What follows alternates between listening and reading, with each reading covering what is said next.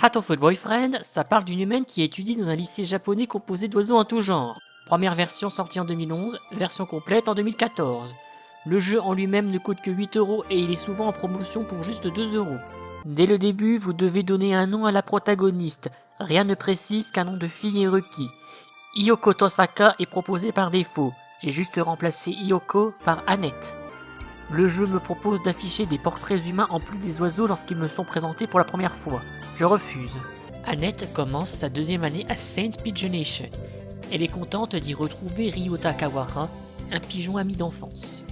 En plus de Ryuta, le casting aviaire est composé de Kazuaki Nanaki, professeur principal avec une tendance à la narcolepsie.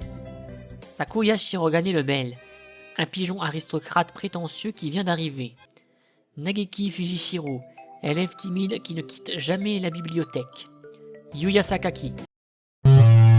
Yuya Sakazaki, séducteur charismatique qui est aussi le demi-frère de Sakuya. Shu Iwamine, le docteur du lycée avec de sombres intentions. Oko-san, colombe fofolle qui a une obsession avec le pudding. Azami Koshiba, une vendeuse de takoyaki qui ramène Annette chez elle en scooter. Hatoful Boyfriend propose souvent de prendre des décisions. Les choix réalisés vous permettront d'obtenir une des 14 fins disponibles.